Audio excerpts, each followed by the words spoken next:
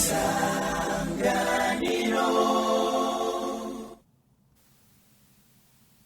un plaisir de vous retrouver. Bienvenue à ce journal dont voici le sommaire. Les habitants de Mounira ainsi que les autorités administratives à la base qui, à la reprise des travaux de construction du pont Rolia Kilili et sur le réseau suspendu. Et les déplacés du site Sokarti et zone Kinama à mairie de Bujumbura demandent au gouvernement d'analyser les doléances de chaque ménage avant d'être délocalisé. Voilà pour le sommaire. Les détails, c'est dans un instant.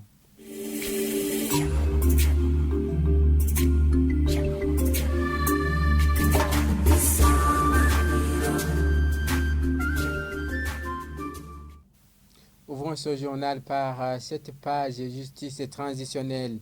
Échanger sur les expériences du passé traumatisant et la meilleure façon de se libérer pour dépasser les blessures liées aux violences psychiques qu'a connues le Burundi. Les propos sont de Marc Bukuru, chef du projet renforcement de la confiance entre Burundais dans un atelier organisé ce jeudi à l'intention des membres des associations des victimes des crises du passé. Selon lui, la réconciliation entre Burundais est possible mais nécessite un long parcours.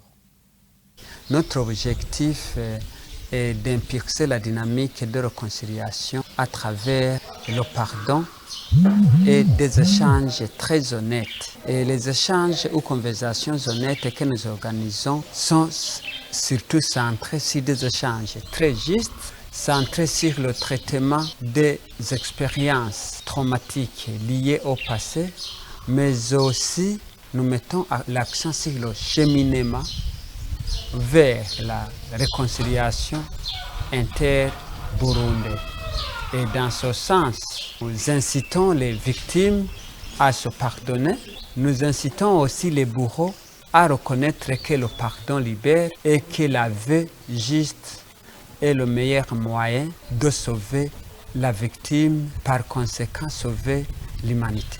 Ce n'est pas facile dans le sens où les victimes qui souffrent de blessures du passé ont besoin de conditions favorables.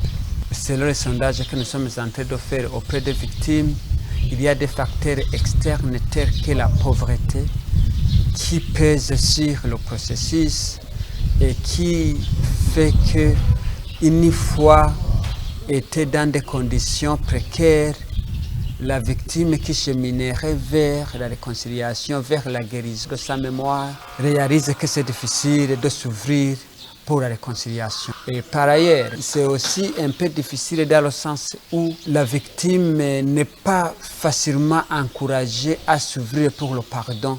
Et nous sommes donc en train d'inciter les victimes à reconnaître que le pardon libère inconditionnellement et que une fois que la victime s'ouvre, le bourreau est encouragé lui aussi à s'ouvrir, se réconcilier avec la victime, étant donné que l'ouverture de la victime, en commençant par le pardon inconditionnel, est comparable, semble être une des garanties au bourreau à pouvoir reconnaître fautif envers sa victime. En page société, les déplacés du site Sokarti, zone Kinama, à mairie de Bujumbura, demandent au gouvernement d'analyser les doléances de chaque ménage avant d'être délocalisé. Vincent Chimirimana, un des administratifs à la base, estime que la question de ces déplacés devait être traitée sur base des statuts régissant les déplacés. Omer Ndoayo pour les détails. Ces victimes de la crise de 1993 occupent une partie de ce quartier, dit Sokarti. Cette partie se situe au-dessus du camp de la police, suivant le prolongement de l'avenue dite Ave Marie de la zone Kinama. C'est à environ 300 mètres du district sanitaire nord d'Isheniba, à droite de la 15e avenue de la zone Kamenge. Cet endroit est entouré par le quartier Mirango 2 de la zone Kamenge, quartier Gatunguru de la zone Rubirizi en commune Mutimbuzi et le camp de la police. Cette catégorie des Burundais dévoile que l'administration de cette époque l'avait mise dans cet endroit en 1999 en provenance de Charama où ils avaient été rassemblés lors de la crise. Certains de ces déplacés n'ont pas encore eu des parcelles, disent-ils. Moi, j'ai peu de ressources et je n'ai pas pu rassembler 16 000 francs pour l'achat des bornes, raison pour laquelle je n'ai pas eu la parcelle. D'autres qui en ont eu n'ont pas de moyens financiers pour la mise en valeur de ces parcelles.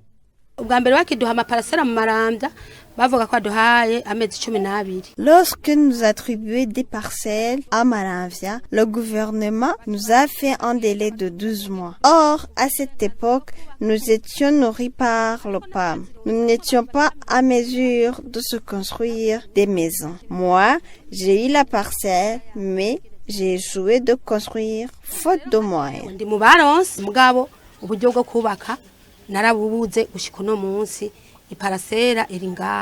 Au sein de l'administration locale, l'on reconnaît les préoccupations de ses occupants. Dans ce quartier, il y a des habitants à faibles moyens financiers. Une précision de Vincent Shimirimana, un des administratifs à la base. Les noms de certains n'ont pas été inscrits sur les listes de distribution des parcelles. D'autres ont été inscrits, mais les parcelles leur attribuées à Maranvia ont été données à d'autres personnes. Nous demandons que le gouvernement nous rétablisse dans nos droits, vu que personne de nous n'a retourné depuis la crise de 1993. Ces victimes de la tragédie de 1993 souhaitent que l'État traite leurs questions avec équité. Et les habitants de la zone Mouira, usagers de la route Astrida, tronçon Kilili-Sororezo, disent ne pas être au courant de la suspension des travaux de construction du pont reliant Kilili et Sororezo. Ces travaux étaient exécutés par l'agence routière du Burundi, et les habitants de Mouira et les autorités à la base crient à la reprise de ces travaux. Evariste Nzikobanyanga, reportage. Ce pont, dont les travaux de construction ont été suspendus, se trouve à environ 2 km du monument de l'unité nationale Siza Kilili, en destination de Sororezo en zone de Mouira. Les usagers de cette route indiquent avoir bien apprécié les travaux de construction de ce pont lancés par l'agence routière du Burundi, mais disent avoir été choqués par la suspension momentanément de ces travaux. Quand les travaux ont commencé, c'était la fête au village. Mais aujourd'hui, les travaux ont été suspendus sans toutefois savoir pourquoi. Si quelqu'un tombe malade, on n'a pas où passer pour l'amener à l'hôpital. Difficile de traverser la rivière Nyabyogwa, surtout en cette période pluvieuse. Les élèves craignent pour leur sécurité. Il nous est difficile de traverser, surtout les petits écoliers. Nous qui sommes grands, nous essayons de sauter avec le risque de casser la jambe. La perte est totale chez les commerçants suite à l'impraticabilité de la route Astrida reliant Kilili à Sororezo. Un de ces commerçants souligne la flambée des prix des produits de première nécessité comme conséquence. Il est difficile d'acheminer le charbon à Sororezo. Un sac qui coûtait avant 42 000 aujourd'hui nous coûte 65 voire 70 000. Même le prix du kilo de riz a grimpé jusqu'à 3 800 francs. Cela fait suite à cette route impraticable. Les sources proches de l'administration en zone de Mouira indiquent également que les pertes sont énormes suite à cette route impraticable. L'ombudsman collinaire de Mouira, Ferdinand Bavumiragira, se dit choqué par le fait que cette route historique soit négligée.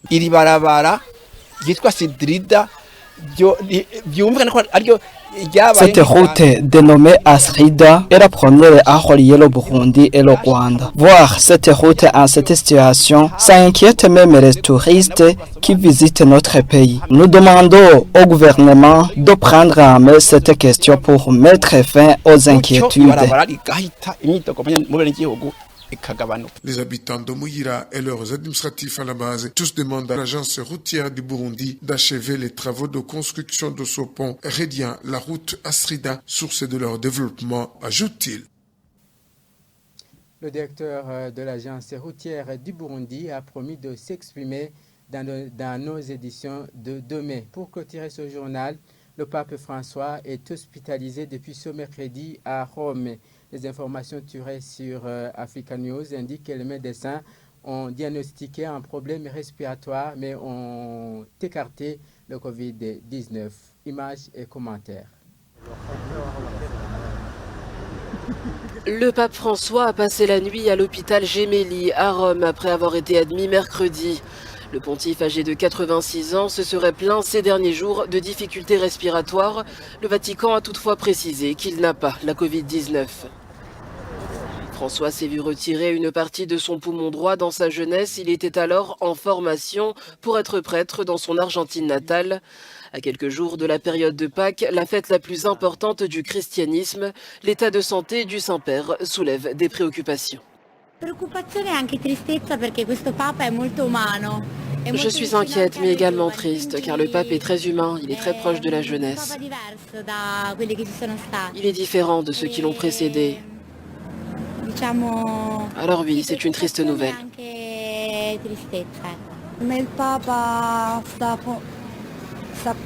J'aime le pape de tout mon cœur.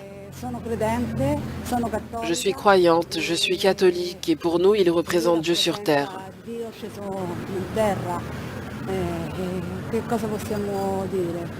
Que dire de plus, si ce n'est espérer que les résultats de ces tests soient positifs.